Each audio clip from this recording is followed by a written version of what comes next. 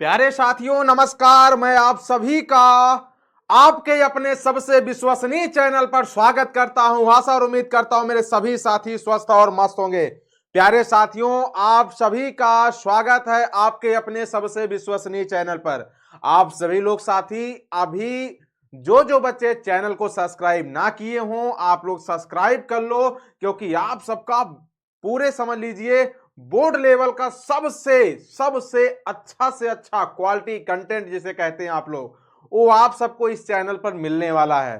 तो प्यारे साथियों, आप सभी लोग जो है जल्दी से चैनल को सब्सक्राइब कर लो बाबू, जल्दी से सब्सक्राइब कर लो, क्योंकि पूरा का पूरा चाहे वो काव्य हो, चाहे गद्य हो, चाहे व्याकरण हो, तीनों से रिलेटेड जो आप सबका कंटेंट है, मैं आप सबको इसी चैनल पर जो है पूरा 2025 को बिल्कुल बोर्ड एग्जाम टारगेट बना के आप सबको मैं पढ़ाऊंगा। तो प्यारे साथियों, आप सब लोग जो अभी इस चैनल के सदस्य ना बने हो, आप सब लोग एक बार सब्सक्राइब कर लो, और एक बार अपने मुटका भैया के लिए तो बनता है एक बार दिल बना के बिल्कुल लाइक कर दो, एक बार और फिर क्या करना है दोस्त, एक बार शेयर कर दो और स्टेटस लगा दो।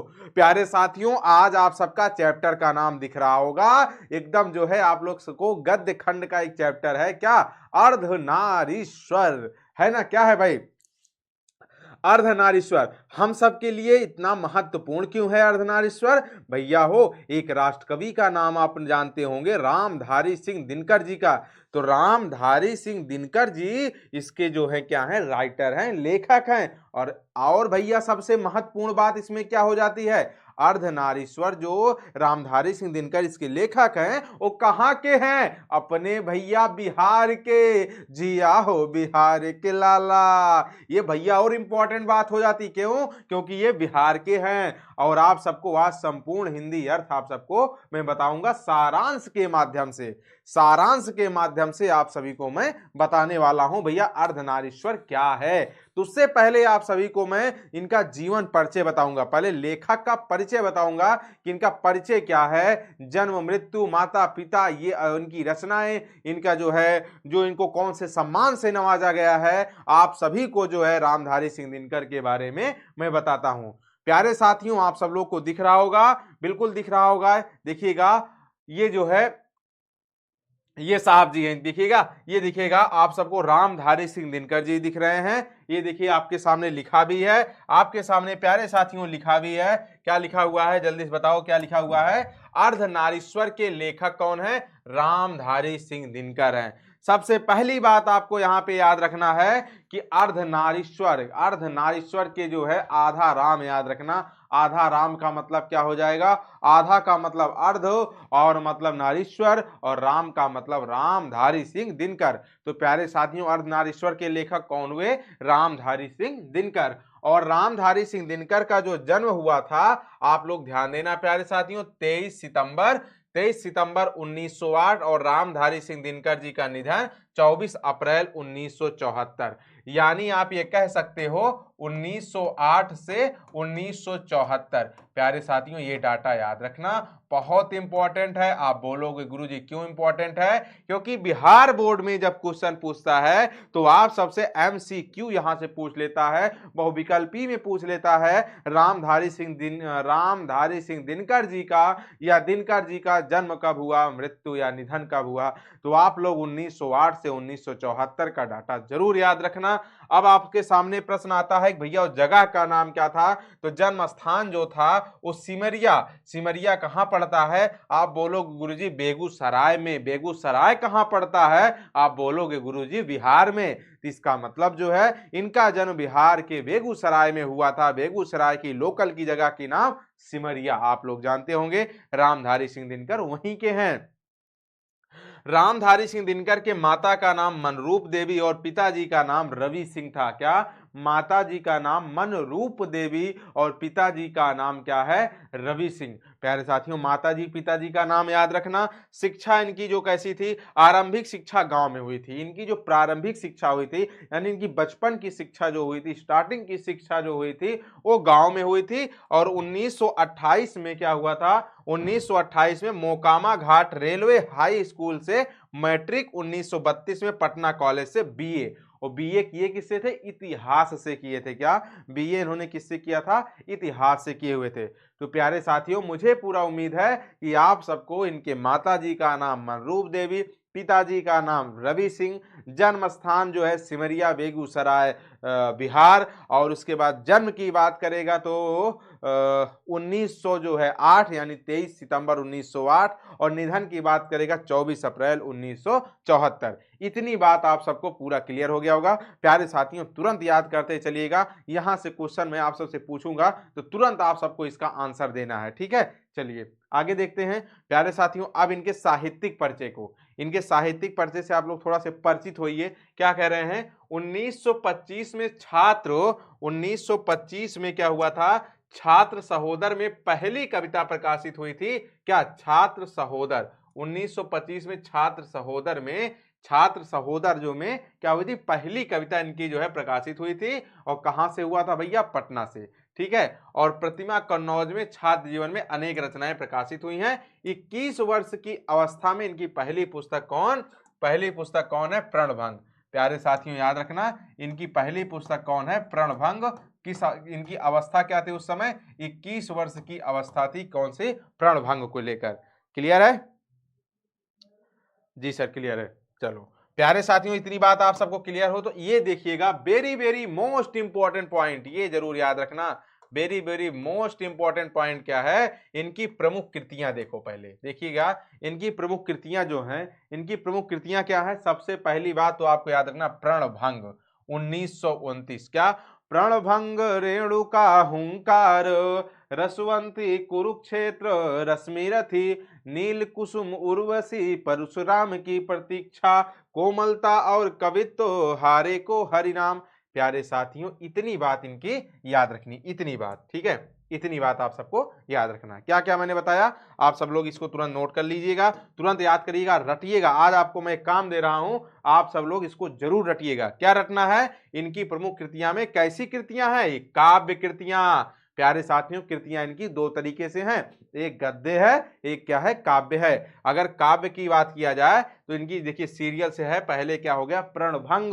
प्रणभंग 1929, रेणुका 1935, हुंकार 1938, रसवंती 1940। क्या? हुंकार 1938, रसवंती 1940, कुरुक्षेत्र 1946, रश्मिरथी 1952, नील कुसुम 1954, Urvashi very very most important 1961। Urvashi पर ही इनको क्या मिला हुआ है? साहित्य के क्षेत्र में जो है सबसे बड़ा पुरस्कार, ज्ञानपीठ पुरस्कार मिला हुआ है उर्वशी पर, है ना भैया। और अगले क्या? परशुराम की प्रतीक्षा, और क्या है? कोमलता और कवित्व, और आगे हारे का हरिनाम। इतनी जो है इनकी क्या है भैया? इनकी इतनी रचनाएं हैं। क्लियर हो गई तो भाई? क्लियर। आप सब लोग को इतना याद होना चाहिए, इनकी जो काव्य कृतियां हैं इतनी बातें याद होनी चाहिए। उर्वशी पर मैं यहां लिख सकता हूं, क्या लिख सकता हूं? इस पर ज्ञानपीठ पुरस्कार मिला हुआ है। वेरी वेरी मोस्ट इंपॉर्टेंट है, आप सब लोग इसे याद रखना। ज्ञानपीठ पुरस्कार किस पर मिला हुआ? उर्वशी पर मिला हुआ है। कैसी कविता है? कैसी कृति है? काव्य कृति है। याद रखना, इनकी कैसी कृति है? काव्य कृति है। अब देखिए भैया, इनकी प्रमुख गद्य कृतियां देखिएगा। अगली हेडिंग जो है, आप सब लोग आप कॉपी पे लिखिएगा तो अगले पेज से लिखिएगा, इसी में हो गया, कोई दिक्कत नहीं है। यहां से प्रमुख गद्य कृतियां इनकी जो है, इनकी जो गद्य की कृतियां हैं, गद्य कृतियां जो है उसको याद रखिएगा तुरंत। सबसे पहली बात, मिट्टी की ओर। क्या? सबसे पहली बात क्या है? मिट्टी की ओर 1946। क्या? मिट्टी की ओर 1946, 1946 मिट्टी की ओर 1946। अर्धनारीश्वर, यही आपका चैप्टर है। अर्धनारीश्वर 1952। क्या? अर्धनारीश्वर 1952। संस्कृत के 4 अध्याय 1956। वेरी वेरी मोस्ट इंपॉर्टेंट, इसी रचना पर इनको मिला है साहित्य अकादमी पुरस्कार। क्या? साहित्य अकादमी, साहित्य अकादमी पुरस्कार, इसी रचना पर इनको मिला हुआ है साहित्य अकादमी पुरस्कार। प्यारे साथियों अर्ध संस्कृत के 4 अध्याय पर इनको क्या मिला हुआ है, साहित्य अकादमी पुरस्कार। दोनों पुरस्कार याद रखना, बहुत इंपॉर्टेंट है। अगला क्या है, काव्य की भूमिका 1958, काव्य की भूमिका जो है 1958 में।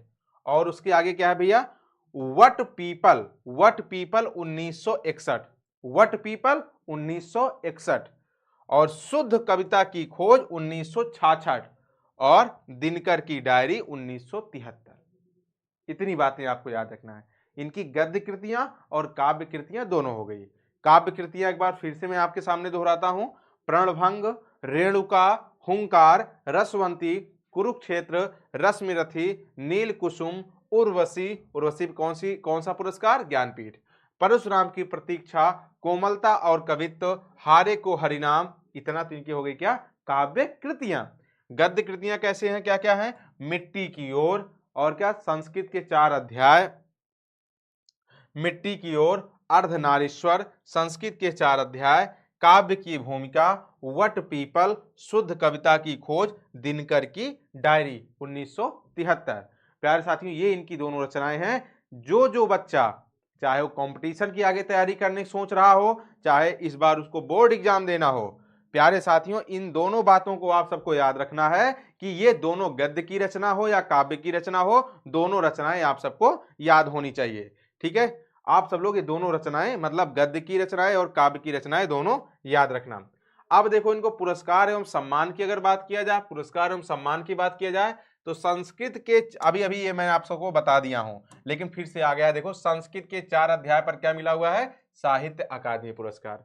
वेरी वेरी मोस्ट इंपॉर्टेंट बात है भाई, ये आपके बिहार बोर्ड में बार बार पूछता है, तो इसको आप सब लोग को याद होना चाहिए। अगर पूछे कि जो है भैया उर्वशी, संस्कृत के 4 अध्याय पर क्या मिला हुआ है, संस्कृत के 4 अध्याय, संस्कृति के 4 अध्याय,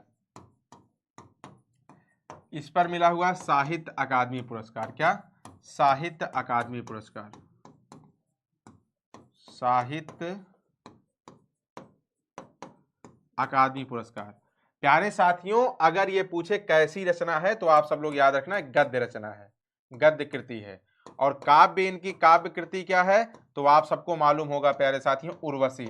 उर्वशी पर क्या मिला हुआ है, ज्ञानपीठ पुरस्कार। क्या, ज्ञानपीठ पुरस्कार मिला हुआ है। वेरी वेरी मोस्ट इंपॉर्टेंट है ज्ञानपीठ पुरस्कार, आप सब लोग इसे याद रखना। 2 पुरस्कार बहुत इंपॉर्टेंट है, दोनों पुरस्कार याद रखना है। देखिए हम लिखा हुआ है उर्वशी पर जो है क्या मिला हुआ, भारतीय ज्ञानपीठ पुरस्कार। क्या, उर्वशी पर क्या मिला हुआ है, भारतीय ज्ञानपीठ पुरस्कार, भारतीय ज्ञानपीठ पुरस्कार। आप सब लोग याद रखना दोनों रचनाएं, ये गद्य की रचना है, ये गद्य की रचना है, और ये काव्य की रचना है। तो आपसे गद्य और काव्य तो बहुत कम पूछता है, गद्य काव्य की चर्चा ज्यादा नहीं होती है, लेकिन ये दोनों जो है दोनों पुरस्कार पूछे जाते हैं। ये प्यारे साथियों याद रखना, ये जो है दोनों पुरस्कार पूछे जाते हैं, और ये दोनों रचनाएं पूछी जाती है। दोनों पुरस्कार हो गए, ये दोनों रचना हो गई। इतनी बात क्लियर।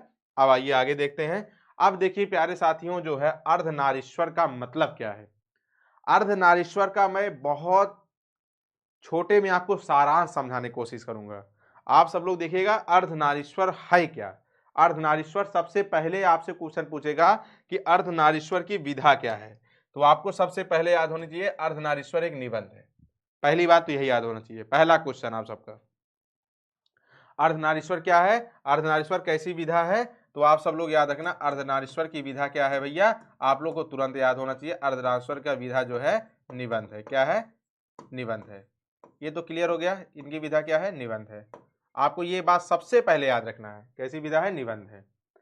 प्रस्तुत निबंध अर्धनारीश्वर की रचना राष्ट्रकवि, देखो इनको इनको और क्या कहा जाता है भैया, राष्ट्रकवि भी कहा जाता है। ये भी आप सबको क्या तुरंत अंडरलाइन करके लिख लेना है, क्या, राष्ट्रकवि भी कहा जाता है। रामधारी सिंह दिनकर ने की। क्या, प्रस्तुत निबंध अर्धनारीश्वर की रचना, अर्धनारीश्वर की रचना किसने किया है, बोलो जल्दी से। अर्धनारीश्वर की रचना रामधारी सिंह दिनकर ने की। आप सबको तुरंत रचना याद हो जानी चाहिए। काव्य की मैंने क्या क्या बताया, और जो है काव्य के साथ साथ जो है गद्य की जो है मैंने रचना क्या क्या बताया, आप सबको तुरंत याद हो जाना चाहिए। बिल्कुल आप सबको मैंने बताया हुंकार है ना, बताया ना, हुंकार, रश्मिरथी है ना भैया, नील कुसुम, जी जी जी जी बिल्कुल बिल्कुल, अर्धनारीश्वर, सारी रचना याद होनी चाहिए। अगर दोनों अगर अलग अलग याद रहेंगी तो और अच्छी बात है। चलो ऐसा माना जाता है कि अर्धनारीश्वर भारत की मिथकीय प्रतीक है। भारत की क्या है? मिथकीय प्रतीक है। इसका मतलब क्या हुआ?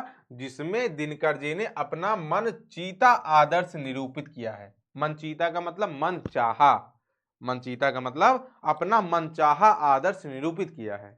जिसमें क्या? मूलतः अर्धनारीश्वर भगवान शंकर और पार्वती का क्या है? कल्पित रूप है। तो भैया सबसे पहली बात, भगवान शंकर और पार्वती की चर्चा हो रही है, तो आज वो शुभ दिन भी है क्या? महाशिवरात्रि। तो सबसे पहले आप सभी को जो है महाशिवरात्रि की अनंत अनंत शुभकामनाएं आप सभी पर और आप सबके परिवार पर। महादेव की कृपा हमेशा बनी रहे और आप सबके घर में खुशहाल सुख शांति हमेशा बनी रहे। प्यारे साथियों, आप सब लोग के जो भी तमन्नाएं हैं, जो भी आकांक्षी है, जो भी आप सबकी शुभेच्छा है, आप सब लोग जो है प्यारे साथियों उसको जो है पूरा हो। 2025 के स्टेट टॉपर आप लोग बनो, ये मेरी तरफ से आप सभी के लिए कामना है। प्यारे साथियों, जिसका आधा अंग पुरुष और आधा अंग नारी का होता है, इसका मतलब भगवान शंकर और पार्वती का एक कल्पित रूप होता है। जिसका क्या होता है भैया? जिसका आधा अंग जो है क्या? पुरुष का रहता है और आधा अंग नारी का होता है। अर्धनारीश्वर इस बात का प्रतीक है कि स्त्री और पुरुष में कोई भेद नहीं है। क्या? अर्धनारीश्वर इस बात का प्रतीक होता है कि स्त्री और पुरुष में कोई जो है क्या? कोई भेद नहीं होता। क्या? कोई भेद नहीं है, कोई भेद नहीं है। स्त्री और पुरुष में क्या है? कोई भेद नहीं है। स्त्री और पुरुष में कोई भेद नहीं है तथा एक का गुण दूसरे का दोष नहीं हो सकता। एक का जो गुण है वो दूसरे का दोष नहीं हो सकता। एक दूसरे क्या है? एक दूसरे के पूरक है। यानी आधा अंग जो है शरीर, आधा आधा अंग जो है पुरुष का और आधा अंग जो है नारी का होता है। तो प्यारे साथी इसमें क्या कह रहा है? एक दूसरे का जो है एक दूसरे का दोष नहीं हो सकता। अर्थात अगर पुरुषों में नारियों का गुण आ जाए तो इससे उसकी मर्यादा कम नहीं होगी। अगर पुरुषों में नारियों के गुण आ जाए तो इससे उसकी मर्यादा कम नहीं होगी, बल्कि ये होगा कितना सज्जन है, कितनी सुशील बातें हैं। ये नहीं कि उसकी मर्यादा कम हो गई, उसके अंदर उसके गुण आ गया, तो ऐसी कोई बात नहीं है। फिर क्या है भैया? बल्कि उनके गुणों में अभिवृद्धि होगी। अभिवृद्धि का मतलब जो उनका गुण है उसमें और बढ़ोतरी होगी कि इनके अंदर जो है नारी का भी गुण आ गया। लेकिन कृषि के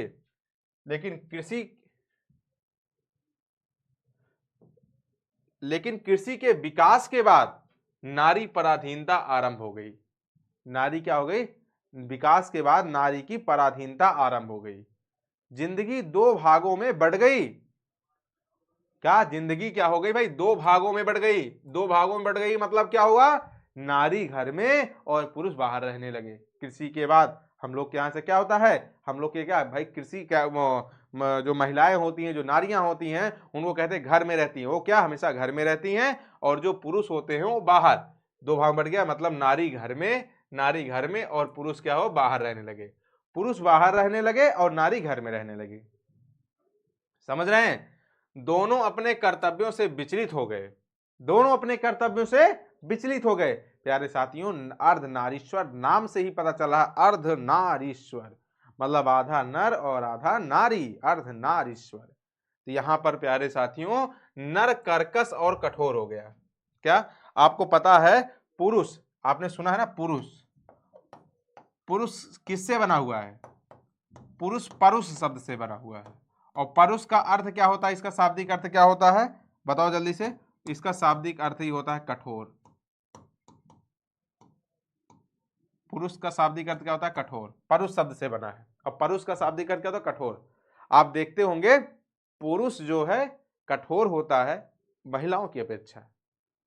भाई कहीं आप देखते होंगे जो जो नारी होती हैं, जो महिला होती हैं, थोड़ी सी बात होती तुरंत उनकी आंखों से गंगा बहने लगती है। ऐसे उंगली भर जाती है ना? उनकी आंसुओं से तुरंत रोने लगती हैं, घबराने लगती हैं, डरने लगती हैं। कोमलता उनके अंदर अधिक होती है।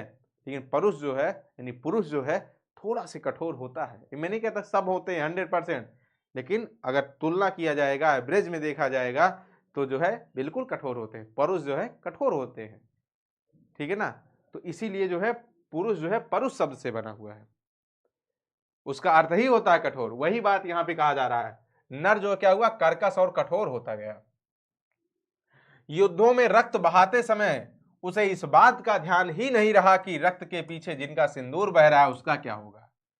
भाई जो महिलाएं जो सिंदूर लगाती हैं वो किसके लिए लगाती हैं? अपने पति की लंबी उम्र के लिए लगाती हैं, अपने पति के लिए लगाते हैं, अपने पति के सुहाग के लिए लगाती हैं। तो जो खून बह रहा है, क्या जो रक्त बह रहा है, जिनका सिंदूर बह रहा है, उसका क्या होगा, इसका उन्हें कोई फर्क नहीं पड़ता। युद्ध में कोई फर्क नहीं पड़ता, और ना ही उन सिंदूर वालियों को ही फिक्र है, और ना ही उन सिंदूर वालियों को ही फिक्र है। दिनकर जी कहते हैं, अगर कौरवों की सभा में संधि वार्ता कृष्ण और दुर्योधन के बीच ना होकर कुंती और गांधारी के बीच हुई होती तो शायद आज महाभारत का युद्ध नहीं होता। कितनी सुंदर बात बोले, कितनी अच्छी बात बोले।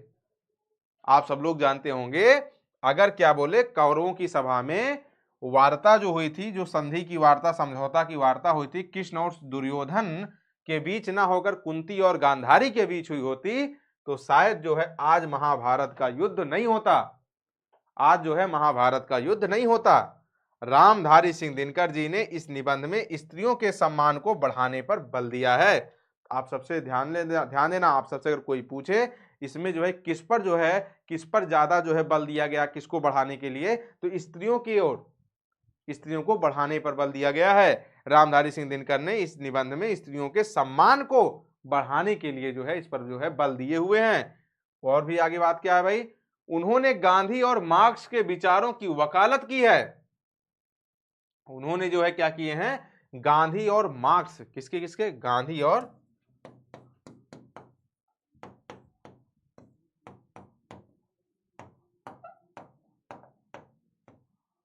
के विचारों की क्या किए हैं, वकालत किए हुए हैं। क्या विचारों की वकालत किए हुए हैं।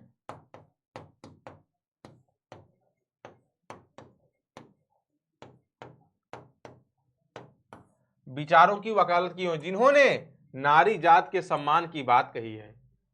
ध्यान देना, उसकी वकालत, वकालत का मतलब पक्षधर हुए हैं, उनके पक्ष में बात कही है, जिसमें नारी जो है, जिसमें क्या हुआ, नारी के सम्मान की बात कही है रामधारी जी ने, और जो है गांधी जी ने, मार्क्स ने। उन्होंने गांधी जी की पोती द्वारा लिखित पुस्तक, उन्होंने गांधी जी की पोती द्वारा लिखित पुस्तक, क्या, बापू मेरी मां। गांधी जी की पोती ने कौन सी पुस्तक लिखे हुए हैं, कौन सी लिखी हुई है, क्या, बापू मेरी मां। इसका मतलब क्या हुआ, इसका मतलब जो है प्यारे साथियों, आप सब लोग सोच लो, यहां पर जो है नारी की कितना सम्मान है, कितना सम्मान है बापू के नजर में। बापू मेरी मां की चर्चा की है, जिसमें पुरुषों में उपस्थित नारियों के गुण जैसे दया, क्षमा और भाई क्या इत्यादि को बतलाया गया है। इसमें जो है नारियों के अंदर जो, भाई ध्यान देना, जो इसमें क्या कहा जा रहा है, देखिए, लिखित पुस्तक बापू मेरी मां की भी चर्चा की, जिसमें पुरुषों में उपस्थित नारियों के गुण, मतलब पुरुष में उपस्थित, क्या, पुरुष में उपस्थित, पुरुष में उपस्थित, पुरुष में उपस्थित नारियों के गुण, दया, क्षमा, ये सब क्या है भाई, इत्यादि को बतलाया गया है। प्यारे साथियों, यहाँ पर जो है इसमें जो है जो नारी के अंदर क्या है, देखो नारी के अंदर बहुत कोमलता होती है, बहुत दया की भावना होती है, तुरंत क्षमा कर देती है, तुरंत मतलब एकदम कोमलता होती है पुरुष की अपेक्षा। तो वही बातें यहाँ पे बताया है कि वह यहाँ पर जो इस बुक में बताई गई है बापू मेरी माँ में, कि जो है जो दया और गुण, क्षमा आदि की जो भावना होती है उसी की चर्चा की गई है। प्यारे साथियों, आप सब लोग से यहाँ पर चर्चा, एक क्वेश्चन और आपसे बनता है, ये तो मान लो सारांश था। आप सबसे क्वेश्चन पूछता है, किसने कहा था, किसने कहा था कि अगर जब पुरुष जो है नारी का गुण लेता है तो देवता बन जाता है, पुरुष जो है नारी का गुण लेता है देवता बन जाता है, परंतु नारी पुरुष का जो है गुण लेती है, यानी नारी जो है पुरुष का गुण लेती है तो राक्षसी हो जाती है। ये किसका कथन है, आपने सुना होगा, पढ़ा होगा, एग्जाम में पूछता है, बिहार बोर्ड में बार बार पूछता है, तो आप सब लोग पीवाईक्यूज भी देखे होंगे, बार बार ही पूछता है, तो आपने नाम सुना होगा मुंशी प्रेमचंद जी का। क्या, प्रेमचंद जी का, प्रेमचंद जी का कथन है, यदि जो है, यदि पुरुष नारी का गुण लेता है तो जो है, यदि पुरुष नारी का गुण लेता है तो वो जो है देवता बन जाता है, लेकिन जब नारी जो है पुरुष का गुण लेती है तो राक्षसी हो जाती है। ये मुंशी प्रेमचंद जी का कथन है। प्यारे साथियों, आप सब लोग के मन में एक प्रश्न बन रहा होगा, गुरुजी इससे जो है एमसीक्यू और सब्जेक्टिव क्वेश्चन अगर मिलेगा तो हम लोग कैसे सॉल्व करेंगे। इसका भी सेशन आप सबको मिलेगा। जो जो बच्चे चैनल सब्सक्राइब ना किए हों, चैनल सब्सक्राइब कर लेना। इसके जो पीवाईक्यूज हैं इसको हम आप सभी के सामने लेकर सेशन आएंगे। आप सबको आज मैं सिखा दिया, बता दिया अर्धनारीश्वर क्या है। एक निबंध है, मैंने इनका जन्म स्थान, इनके माताजी पिताजी सब कुछ बारे में बताया। जो जन्म स्थान है सिमरिया बेगूसराय, आपको भी बताया बिहार में। अब इसके आगे जो आप सबको मैंने सारांश के माध्यम से पूरा जो ओवरव्यू समझाया, अब आप सबको इससे संबंधित जो है आप सब लोग ध्यान देना प्यारे साथियों। आप सबको इससे संबंधित जो पीवाईक्यूज हैं, चाहे सब्जेक्टिव क्वेश्चन हो चाहे ऑब्जेक्टिव हो, उसको जो है सेशन में आप सबको जरूर मिलेंगे। नोटिफिकेशन आपके पास तुरंत पहुंच जाए, इसके लिए प्यारे साथियों आप लोग सब्सक्राइब कर लो, जिससे कि आज पढ़े हो, अगर आपको ऑब्जेक्टिव सॉल्व करना रहे तुरंत आप सब लोग पूरा का पूरा आंसर सही करो। अपने आप को आजमाओ कि आपकी तैयारी किस लेवल तक हो चुकी है। इसलिए प्यारे साथियों आप सब लोग जल्दी से चैनल को सब्सक्राइब कर लेना, हमारा जो है, और ये विद्याकुल का सदस्य बन जाना। आप सभी का स्वागत है। और प्यारे साथियों एक बात और बता दूं, यहाँ पर इसका पूरा का पूरा डिटेल आप सब लोग को ये ऐसे मिलता रहेगा, पूरा चैप्टर ऐसे मिलता रहेगा। आप सबको ऑब्जेक्टिव क्वेश्चन सॉल्व करा रहा हूं, बिल्कुल आने वाले टाइम में सॉल्व कराऊंगा, जो 2025 के बिहार बोर्ड परीक्षा के दृष्टिकोण से बहुत इंपॉर्टेंट होने वाला है। तो आप सब लोग प्यारे साथियों, आप सब लोग अपना ख्याल रखना, खूब स्वस्थ रहें, मस्त रहें। आज जो है आप सब लोग जानते होंगे अंतर्राष्ट्रीय महिला दिवस है। अंतर्राष्ट्रीय महिला दिवस की अनंत अनंत शुभकामनाएं आप सभी को। उसके साथ साथ जो है महाशिवरात्रि की अनंत अनंत शुभकामनाएं। महादेव की कृपा आप सबके परिवार पर, आप सब पर हमेशा बनी रहे, ये मेरी तरफ से जो है बहुत बहुत शुभकामनाएं। मेरे पूरे विद्याकुल परिवार की तरफ से आप सभी को बहुत बहुत शुभकामनाएं हैं। प्यारे साथियों आप सब लोग अगली वीडियो में बने रहिएगा। आप सब लोग अगली वीडियो देखने के लिए चैनल जरूर सब्सक्राइब कर देना। एक बार कमेंट के माध्यम से जरूर बताना। और एक बात आप सब लोग कमेंट के माध्यम से एक बार प्यारे साथियों, आज वो शुभ दिन है, आज वो शुभ पल है, एक बार बोलिएगा हर हर महादेव। एक बार जितने बच्चे बाद में देखिएगा अभी वीडियो, जितने बच्चे देखिएगा हर कोई बच्चा एक बार लिखिएगा हर हर महादेव। हर हर महादेव। मैं सबका कमेंट देखूंगा, लाइक करूंगा। प्यारे साथियों आज बहुत बड़ा दिन है, बहुत शुभ दिन है। आप सभी को लिखना है हर हर महादेव। तो प्यारे साथियों आप सब लोग अपना ख्याल रखना, खूब स्वस्थ रहें, मस्त रहें। बिहार पावन पुण्य भूमि को मेरा नमन है। आप सभी का दिन शुभ हो। आप सभी के माता पिताजी को मेरा प्रणाम है। आपके लिए इतना ही, बहुत बहुत धन्यवाद। फिर मिलते हैं अगले सेशन में प्यारे साथियों। आप सभी लोग अपना ख्याल रखना।